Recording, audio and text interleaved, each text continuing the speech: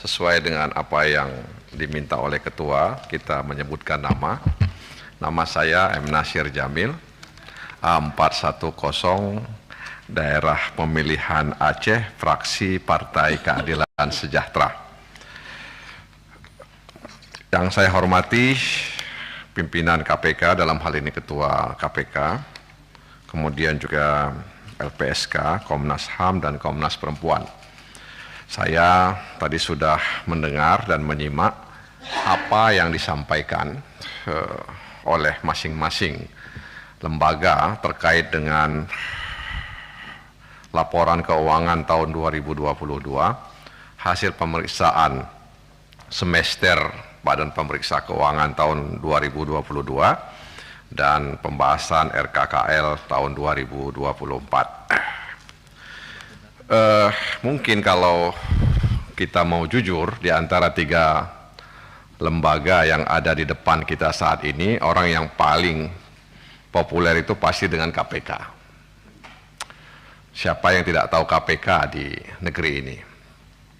Kalau orang ditanya LPSK, mungkin mereka mikir-mikir, apa itu LPSK? Jangan-jangan ini ada kaitan dengan PSK. Begitu juga dengan Komnas HAM, ya. Mungkin ketika ada peristiwa atau tragedi kemanusiaan, orang baru ingat Komnas HAM, apalagi Komnas Perempuan.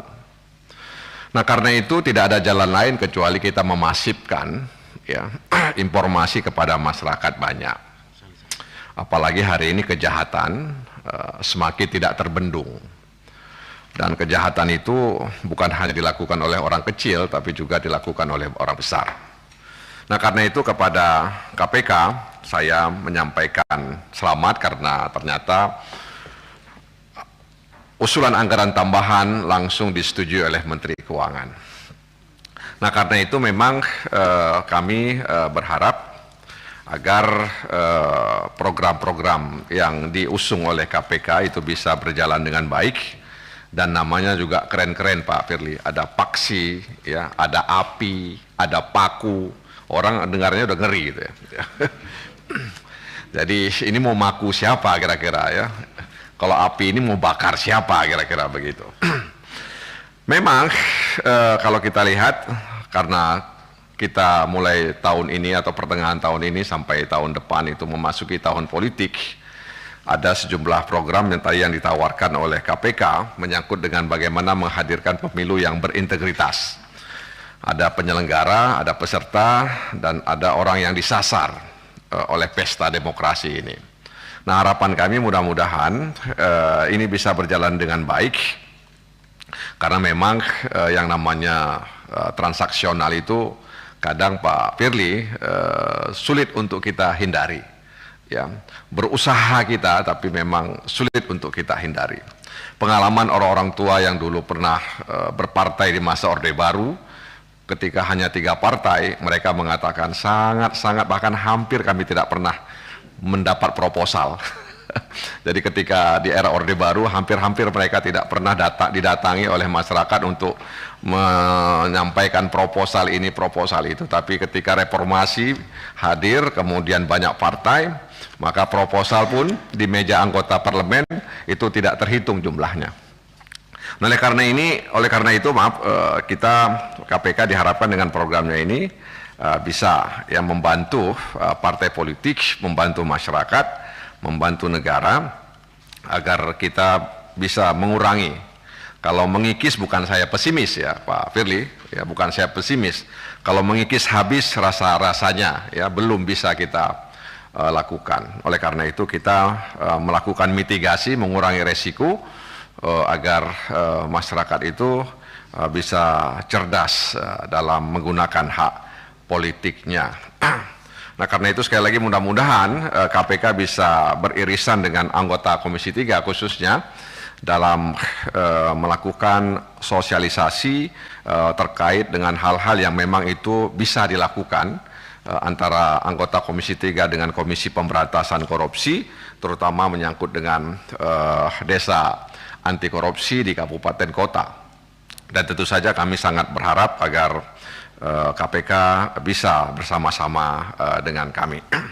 Yang kedua, soal anggaran ini memang agak dilema Pak Firly, dan juga kepada Komnas HAM dan LPSK. Program dukungan manajemen itu lebih besar ketimbang tugas pokok daripada kelembagaan ini. Jadi kadang angkanya itu jomblang banget ya. Kadang 800 program dukungan manajemen, 400 program daripada inti daripada lembaga itu. Jadi kalau di kampung saya itu namanya Pak Firly, mereka sebut lebih mahal talo ngelumau. Itu artinya lebih mahal tali dengan lembu ya. Jadi talinya mahal daripada lembunya karena begitu besarnya program dukungan manajemen itu yang dialami oleh Komnas HAM, saya perhatikan ya dari tahun ke tahun, dan itu juga menjadi problem dalam konteks bagaimana kita bisa merealisasikan apa yang kita inginkan. Nah, terkait dengan IPAK Pak Firly, indeks persepsi anti korupsi, ini kan dua domain ya Pak, domain lapangan dengan persepsi. Jadi kadang di lapangan poinnya bisa rendah, persepsi bisa tinggi, begitu juga sebaliknya. Jadi kalau layanan itu kan terkait dengan pelayanan publik yang dirasakan oleh masyarakat, oleh pelaku usaha dan lain sebagainya. Sementara persepsi bisa saja tinggi, tapi ketika domain lapangan mereka bisa rendah poinnya. Nah, mudah-mudahan melihat kecenderungan yang belum begitu naik ya, mudah-mudahan kita bisa betul-betul dengan dua domain ini Pak, domain persepsi masyarakat dan juga domain di lapangan ya, di mana mereka merasakan langsung dan bersentuhan langsung dengan pelayanan publik yang mereka jalani. Dan itu yang kadang sering membuat persepsi terkait dengan IPAK itu menjadi rendah. Mudah-mudahan di tahun 2023 ini kita bisa lebih baik dibandingkan tahun sebelumnya. Yang terakhir kepada LPSK dan Komnas HAM dan Komnas Perempuan, saya menyampaikan aspirasi masyarakat di Aceh karena baru-baru ini terjadi satu peristiwa yang sangat mengenaskan, yang boleh kita katakan tidak sejalan dengan kemanusiaan yang adil dan beradab, di mana seorang warga Aceh tewas ya setelah diculik, disiksa, dianiaya. Mereka meminta kepada Lembaga Perlindungan Saksi dan Korban dan juga Komnas HAM agar bisa mendampingi keluarga korban dan bisa membongkar ya peristiwa ini seterang-terangnya. Sebab informasi yang beredar juga ada juga korban sebelumnya, cuman mereka tidak berani speak up ya, mereka tidak berani bicara.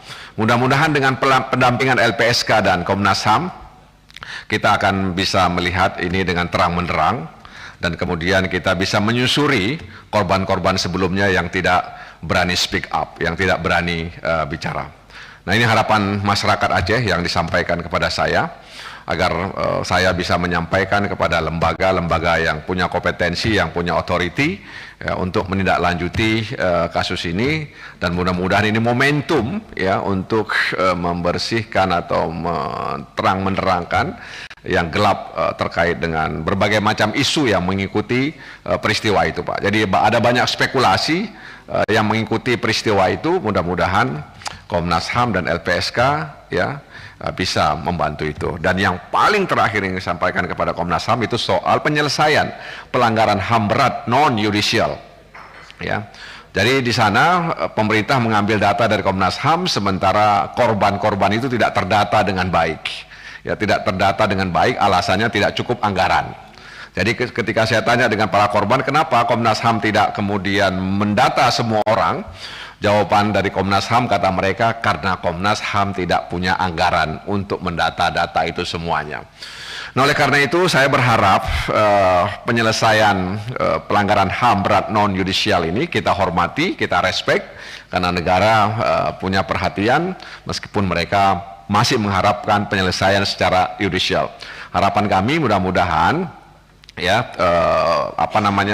kompensasi yang diberikan kepada para korban itu benar-benar bisa dikawal oleh Komnas HAM, ya, sehingga mereka bisa mendapatkan keadilan seperti yang mereka suarakan kepada kita semua. Demikian, terima kasih Ketua, terima kasih Pak Firlis, terima kasih Pak Hasto dan juga Komnas HAM. Wassalamualaikum warahmatullahi wabarakatuh.